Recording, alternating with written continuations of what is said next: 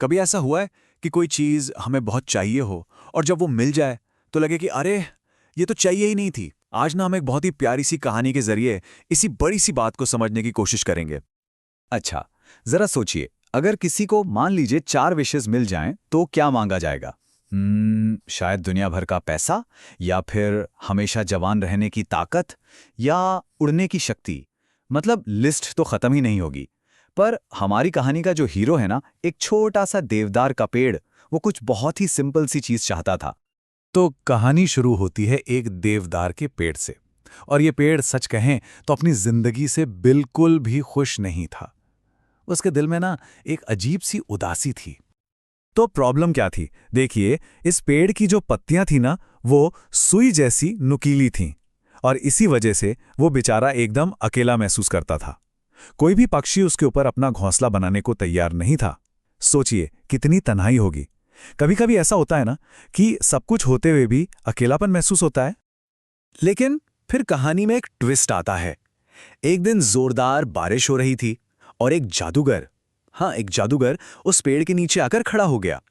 पेड़ ने उसे बारिश से बचाया और उसकी इस मदद से जादूगर इतना खुश हुआ कि उसने पेड़ को एक ऐसा तोहफा दिया जो उसकी पूरी दुनिया बदलने वाला था। और वो तोहफा क्या था? वो था एक ऐसा मौका जिसके बारे में उस बेचारे पेड़ ने कभी सपने में भी नहीं सोचा होगा। एक नहीं, दो भी नहीं, पूरी की पूरी 4 इच्छाएं। सोचकर देखिए, अपनी खुशी ढूंढने के, अपनी जिंदगी को बदलने के पूरे 4 मौके। अगर ये मौके किसी को मिल जाएं तो क्या नहीं हो सकता, है ना? पर कहते हैं ना, be careful what you wish for. मतलब जो मांगो बहुत सोच समझ कर मांगो, क्योंकि कई बार जो चीज़ हमें खुशी देगी ऐसा लगता है, वही सबसे बड़ी मुसीबत की जड़ निकलती है। चलिए देखते हैं कि इस पेड़ की कोशिशें कैसे एक के बाद एक मुसीबत में बदल गईं। तो पहली विश, पहली इच्छा कुछ ऐसी थी जिससे हम सब रिलेट कर सकते हैं। बस फिट इन होने की चाहत, दूसरों जैसा बनने की, उनके ग्रुप का हिस्सा बनने की। ये फीलिंग तो कभी ना कभी सबको आती है, सही कहा ना? काश काश मेरे भी दूसरे पेड़ों की तरह हरे भरे सुंदर पत्ते होते। कितनी प्यारी, कितनी मासूम सी इच्छाएं हैं ना। पर जैसा हम अभी देखेंगे, कभी कभी सबसे सीधी सादी इच्छाएं भी सबसे बड़े तूफान ला सकती हैं। और बस अगली सुबह पेड़ की आंख खुली तो वो खूबसूरत हरे पत्तों से लदा हुआ था। वो इतना खुश था, इतना खुश। पर यह खुशी ज्यादा देर टिकी नहीं। तभी वहां एक बकरी आई और खचाखच उसके सारे नर्म मुलायम पत्ते खा गई। बेचारा पेड़, पहली ही इच्छा और इतना बड़ा सबक। तो भाई, पेड़ को पहला लेसन तो मिल गया, दूसरों की नकल करना कोई सल्यूशन नहीं है। तो अब क्या किया जाए? उसने सोचा, अगर हरे पत्ते काम नहीं आए तो शायद कुछ कीमती, कुछ वैल्यूबल काम आ जाए। और अपनी इसी निराशा में उसने दूसरी विश मांगी, काश मेरे पत्ते सोने के होते। उसका लॉजिक सिंपल था, सोने के पत्तों को भला कौन सा जानवर खाएगा? पर क्या उसका यह अंदाजा सही था? और हां, वो सही था। अगली सुबह पेड़ सोने के पत्तों से एकदम जगमगा रहा था। क्या शान थी उसकी। पर तभी एक आदमी वहां से गुजरा और उसकी नजर पेड़ पर पड़ी। बस फिर क्या था, उसने एक एक करके सारे कीमती सोने के पत्ते तोड़ लिए। सच में लालच बहुत बुरी बला है।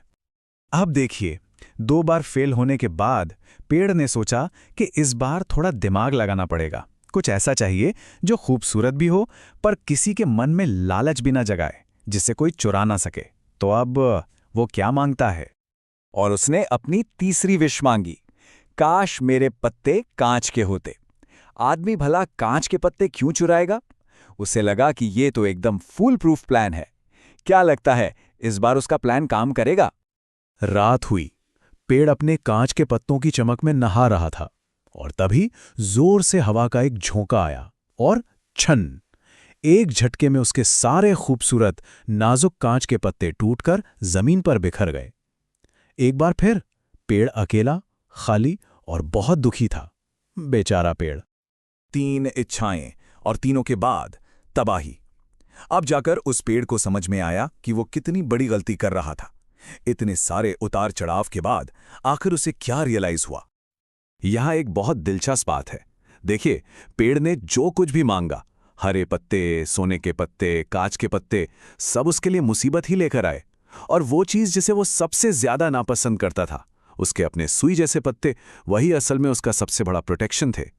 कितनी जरूरी बात है ये कि जो हैं उसे स्वीकार करें। और यही कहानी का सबसे बड़ा टर्निंग पॉइंट आता है। पेड़ ने अपनी चौथी और आखिरी विश मांगी, पर इस बार उसने कुछ नया नहीं मांगा, बल्कि उसने वही चीज वापस मांगी जो उसके पास हमेशा से थी। कभी कभी हमें भी बस घर वापस लौटने का मन करता है ना?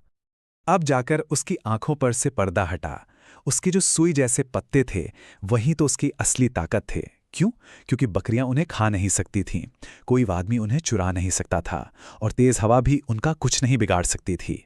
वो पत्ते उसके लिए परफेक्ट थे। ये बात हमें सिखाती है कि जो हमारे पास है शायद वही हमारे लिए बेस्ट है। खुद से प्यार करना, खुद में खुश रहना कितना जरूरी है।